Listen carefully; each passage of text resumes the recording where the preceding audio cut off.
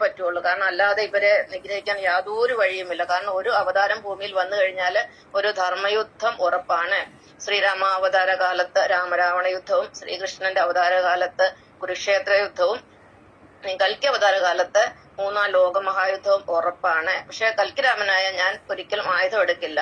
ശ്രീകൃഷ്ണ ഭഗവാന് കുരുക്ഷേത്രത്തിൽ ആയുധം എടുത്തില്ല. ഭഗവാന്റെ ഒരു പ്രസൻസ് കൊണ്ട് മാത്രമാണ് പാണ്ഡവർ ജയിച്ചത്. എന്ന് പറഞ്ഞ പോലെ എന്റെ പ്രസൻസ്, എന്റെ മനസ്സ് എപ്പോഴും നമ്മോയുടെ കൂടെയും, അതായത് നരേന്ദ്രമോദിജിയുടെ കൂടെയും നെതന്യാഹുജിയുടെ കൂടെയും ഇവൻ ട്രംപിന്റെ കൂടെയുമാണ്. കാരണം ഇവരെല്ലാം നാരായണന്മാരാണ്, നമ്മളുമായിട്ടെല്ലാം കണക്റ്റഡ് ആണ്. എല്ലാം നമ്മുടെ മൊബൈൽ നെറ്റ്വർക്ക് എങ്ങനെയാണ് എല്ലായിടവും കണക്ട് ചെയ്തിരിക്കുന്നത്, അതുപോലെ തന്നെ ഷീലായപ്പനായ എന്റെ മനസ്സുമായിട്ട് സകല നന്മയുള്ള വ്യക്തികളും കണക്റ്റഡ് ആണ്. തിന്മയുമായിട്ട് ഞാൻ കണക്റ്റഡ് അല്ല. ധർമ്മപക്ഷത്ത് ഞാൻ നിലയുറപ്പിച്ച് നിൽക്കുകയാണ്.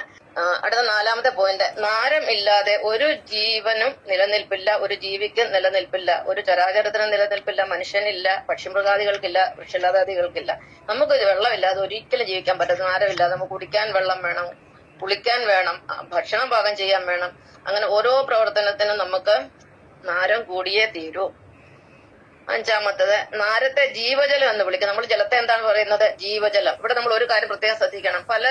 പലരും ഈ വെള്ളം ചൂടാക്കിയാണ് കുടിക്കുന്നത്. അതായത് വെള്ളത്തിനെ പോന്ന് നാരത്തിലുള്ള ശക്തി ഇല്ലാതാക്കിയാണ് കുടിക്കുന്നത്. പ്രത്യേകിച്ച് നമ്മുടെ കേരളക്കാർ അസുഖം വരാതിരിക്കാനേ ചൂടുവെള്ളമേ കുടിക്കുകയുള്ളൂ. ഈ നോർത്ത് ഇന്ത്യയിലൊന്നും ഇങ്ങനെ ചൂടുവെള്ളം കുടിക്കുന്ന ഒരു പരിപാടി ഇല്ല.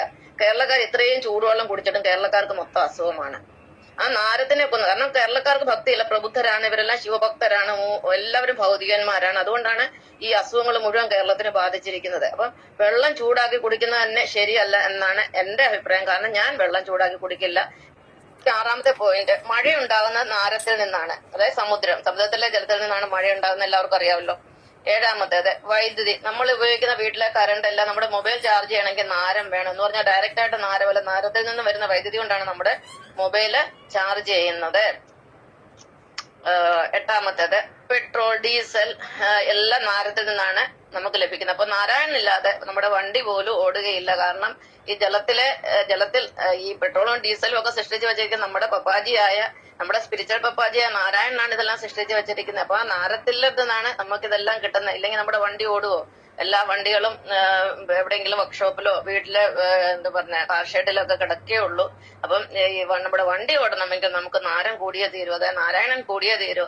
നാരത്തിൽ നിന്നാണ് നമുക്ക് പെട്രോളും ഡീസലും പിന്നെ നാച്ചുറൽ ഗ്യാസസും മറ്റ് പെട്രോളിയം ഉൽപ്പന്നങ്ങളൊക്കെ കിട്ടുന്നത്. ടാറ്, മണ്ണെണ്ണ, ഇതെല്ലാം പെട്രോളിയം ഉൽപ്പന്നങ്ങളാണ്. ഇതെല്ലാം നമുക്ക് കിട്ടുന്നത് നാരത്തിൽ നിന്നാണ്. 9ാമത്തെ, നാരം എല്ലായിടത്തും ഉണ്ട്.